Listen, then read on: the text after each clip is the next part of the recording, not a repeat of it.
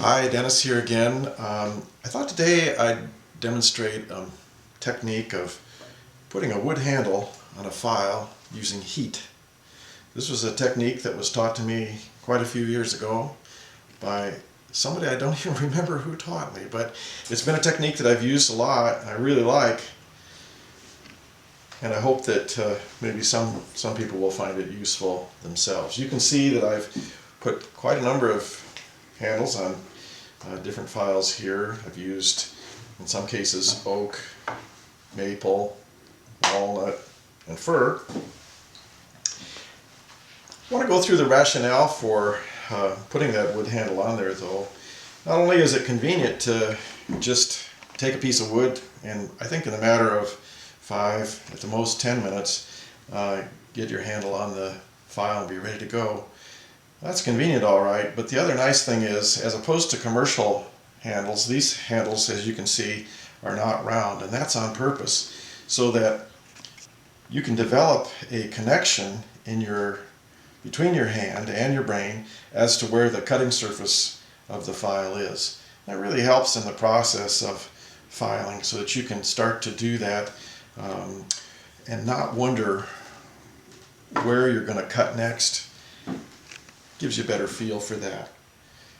We'll go through in this video the technique of burning that handle on.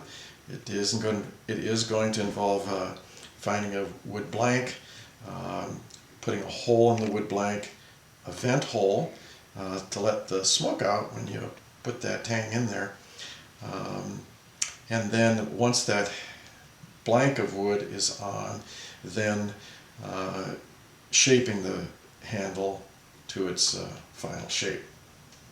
Well, here we are at the next step. This is a nice new Nicholson file. It really deserves a good handle. This little piece of walnut that I happen to have laying around, and I just cut it out with a bandsaw. First step, of course, is to find center more or less, and obviously the easiest way I know to do that is to mark from corner to corner, and it's not all that precise that you have to be, because you're going to finish that handle on the disc sander anyway. So I've marked an X on there. Hopefully that's pretty visible.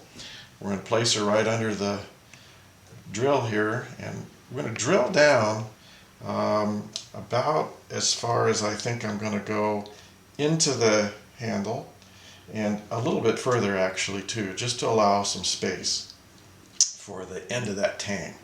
So that's going to involve most of the length of this drill. So let's turn it on and drill on down through there. Sorry for my arm in the way.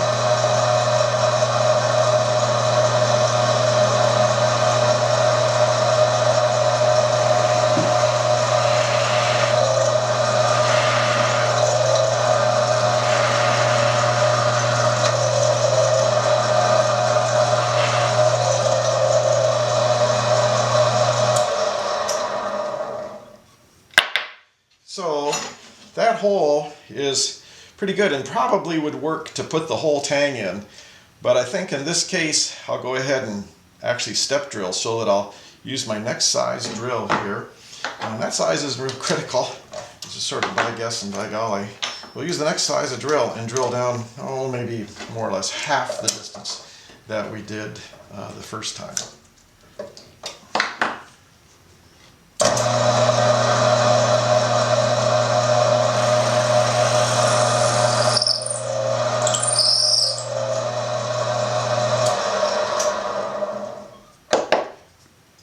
Okay, so now we have a stepped hole. Next thing to do is to try to get that vent hole in, and that's the tricky part, actually. The way I found to do that, works best for me, is to stick the smaller of the two drills in the hole, back it up a little ways, and then put this over in the vise and sight down the drill, and that's where, and on the line of the center of that drill, more or less, we'll drill our vent hole, and chances are hit that first drilled hole. Let's check and see about how far that hole goes in. Goes in about like so. So I'll mark that here. and then we'll move over to the other area, to the bench, and we'll drill that vent hole. Okay, I've set up the block that we just drilled a few moments ago. This is the drill that we used, the smaller of the two. I've slid it down into that hole, and then I'm going to back out, say ½ inch. I checked a little bit ago, and the full depth of the hole goes down to this mark. Okay? So here we go, we'll put it back in, we'll back out ½ inch, and now I have just a little, I don't know, 3/32 drill, and with any kind of luck at all, we'll hit that drilled hole based on sighting down this drill.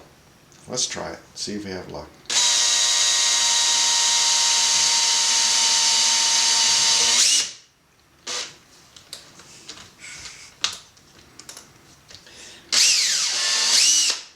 Well, I think we might have hit it there. Let's try. Sure enough, the air comes through. We've got a hole that's going to work as a vent. Next step's going to be heating up the tang of the drill, or excuse me, tang of the file, and inserting it into the blank here. Okay, next we're going to heat up the tang of that file and burn it into that wood blank. Even though we have a pilot hole in the blank, I must caution you that it really doesn't guide the tang very well. It's so hot that it will tend to burn into the wood, and you really have to pretty much just watch carefully what you're doing so that you get it in there squarely. We'll go ahead and heat that tang up. My goal is to get it up to about just slightly glowing, in other words, ever so slightly pink. If you heat the tang up too much, it chars the wood too much, and the tang doesn't stick very well in the wood. That can be fixed by pulling the file out altogether, putting a little glue in the hole, and then jamming the tang back in. But it's nicer when it works the first time right out of the box.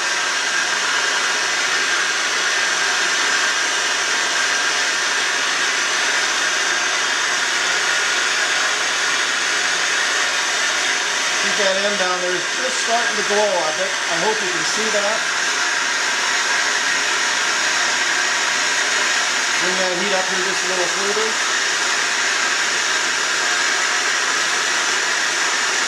Don't want to heat so much that we get up into the actual body of the file or temper the metal too much.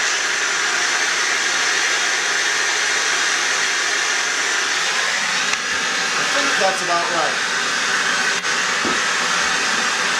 Now very carefully I'm going to guide that down in. And here's the fun part, I love the smoke.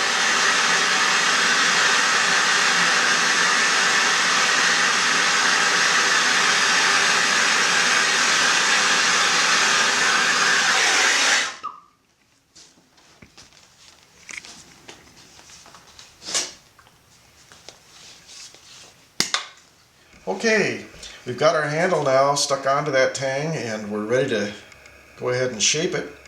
This is kind of fun because it's just a freehand operation, and you end up sighting down the length of the file and trying to get, I like to have the handle more or less straight in line with the file eventually. You can see, if you look real carefully, I think, that the way this one is in right now, the file is tending a little bit that way. We'll correct that as we shape the handle.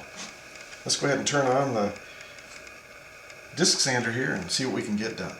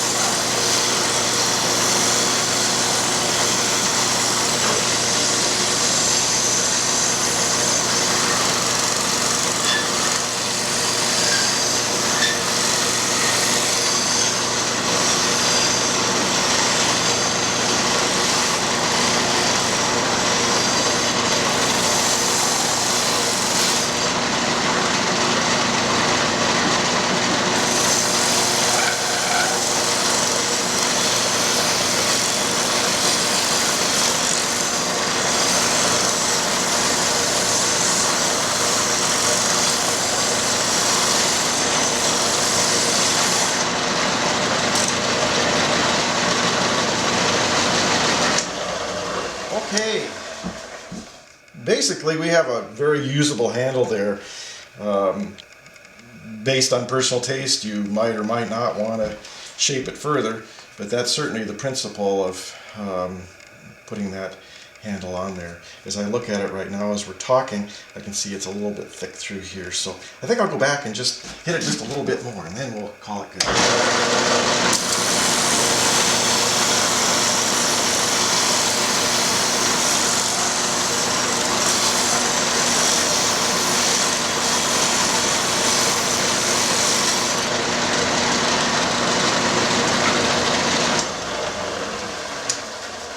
There, I like that a lot better, and I'll tell you that that will be a nice, comfortable handle in the hand. The last thing I'll do with that is get some handy dandy oil out, any kind of oil the handle just a little bit because I like that too, and we're done. A nice handle, ready to go. No dangerous tang looking at you. The principle, of course, is never to use a file without a handle on it because of how easy it is to jam your hand into it. So, with this simple method of putting a handle on, you have no excuse for ever using a file without a proper handle. Hope you enjoyed the video. I certainly enjoyed making it. My thanks to my friend Derek, who is doing the videography today. See you again another time. Bye now.